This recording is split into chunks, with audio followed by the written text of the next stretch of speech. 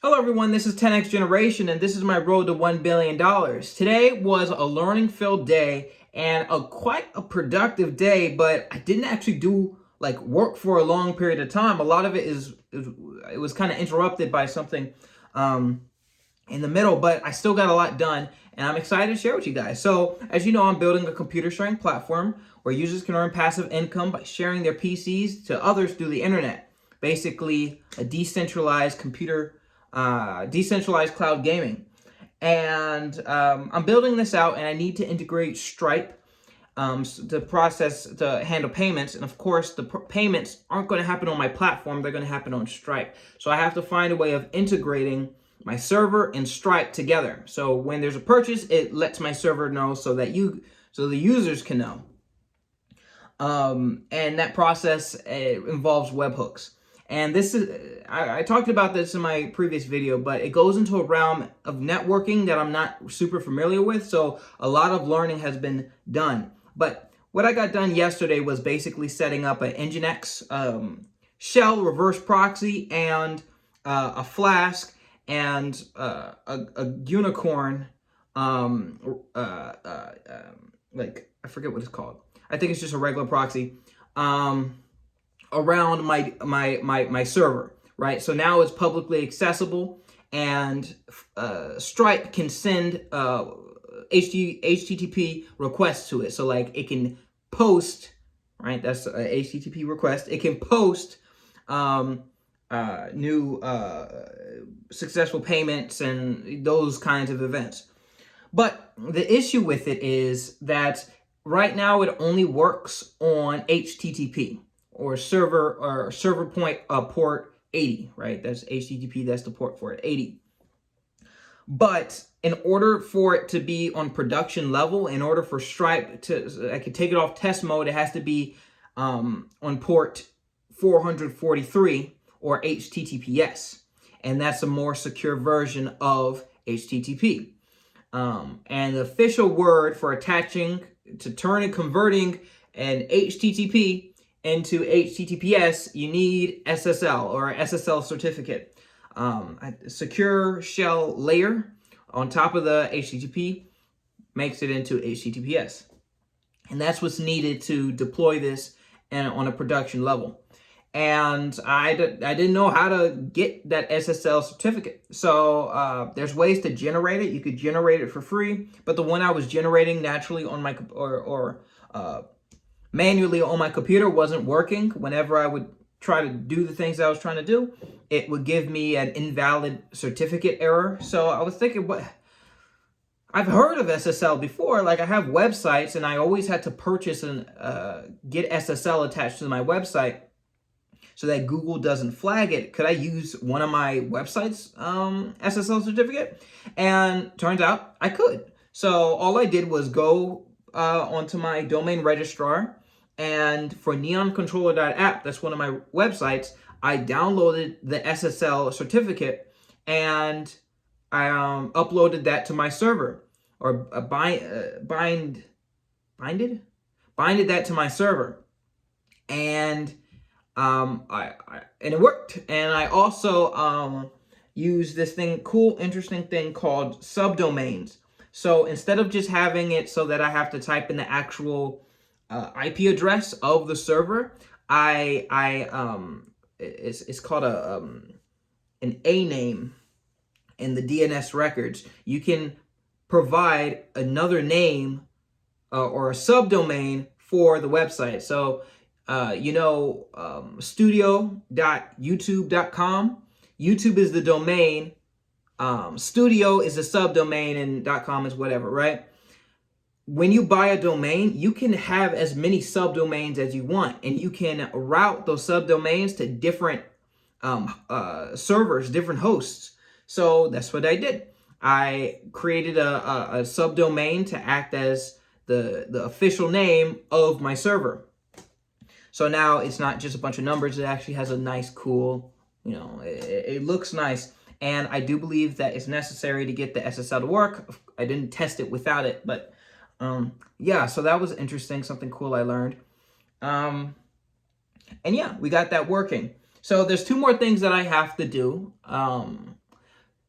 Next thing I have to do is, so I have the SSL, the connection to Stripe is good. I have to make sure that when there's a purchase, everything happens properly. So when you get the notification, you get the email, you get the tokens, you're able to spend the tokens. The tokens are deducted when you actually spend them. These things, I have to implement all that and test it, make sure everything works, of course. But I also have to make it so that that server that's actually running, because there's a couple processes that need to happen on the computer in order for all this to work, or on the server for all this to work. I have to activate background processes.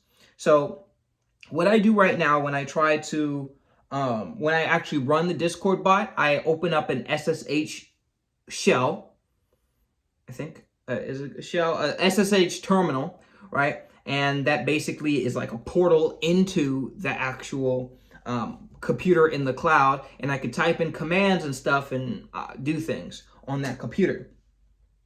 And I have to manually run those programs. So Flask, Unicorn, and my actual Discord bot, I have to run those things manually. But as soon as I close out of that SSH terminal, the processes end. And that's an issue because it defeats the whole purpose of having something up in the cloud, because I have to keep a computer on and keep that session running. So what I need to do is create a background process so that these programs can run even when I'm not on the computer and don't have a session open. And I am pretty unfamiliar with Linux. All these servers up in the cloud, they all use Linux. So a lot of today was spent learning about how to make these background processes, how to view the background processes, how to end background processes, and all the different ways of like scheduling background processes. So there's a couple interesting ways. The first one, I forgot what it's called, what the actual command is, but what it allows you to do is, run bash commands. That's just commands that you put into the terminal. You can put those on a schedule or run based off of a certain event. So you can make a process run automatically when hardware resources are low, right? Or when they're used a lot, right? Or you can make it run every week or every month, or there's all these different criteria to make a program run automatically in the background.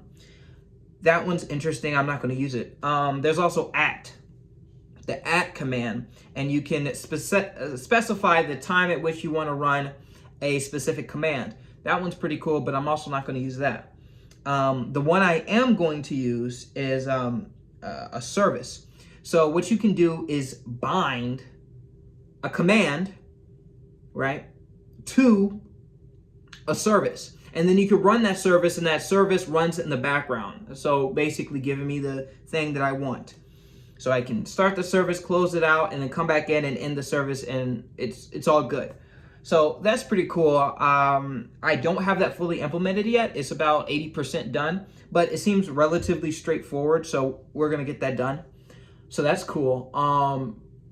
Yeah, so those are the two things I got to do, and then basically all the code stuff is done, right? I think that's pretty cool. All the code stuff is done. I could get that done tonight, honestly, but I went to bed really late last night, and I feel it, and I don't like feeling tired, so I'm gonna go to sleep on time and do it first thing in the morning. So yeah, that's cool. On the other side of things, I got to yesterday. I forgot to say it in the video, but I made a logo for this new platform. It looks like a cloud. You'll see it once I come out with the Neon Arcade.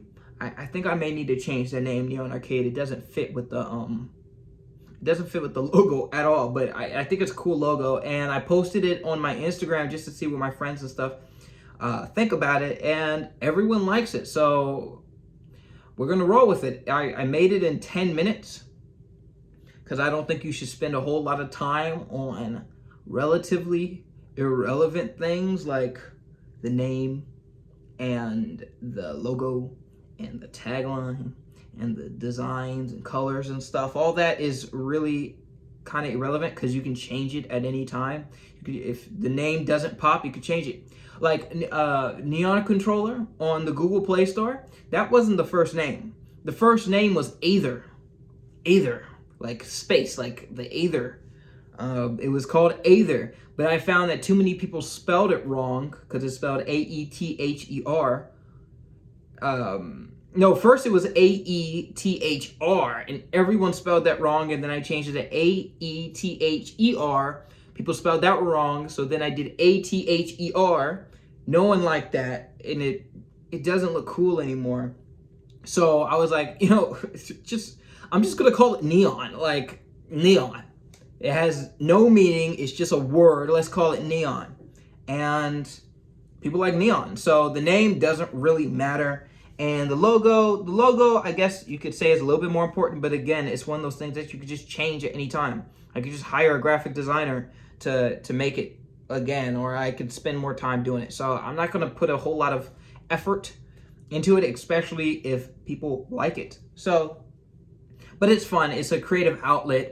It gets me away from the pure technical stuff of it and allows me to be just a bit creative. But yeah, so that's all I got done today. I really wish I got more done. I had a lot of free time, but I was very tired today, and like I said, I kind of, my schedule was interrupted, which is fine. You can't work your entire life. You have to do other things. But I think the biggest thing that really messed me up is I had this really, really sugary drink in the middle of the day, and it was just a cup full of sugar.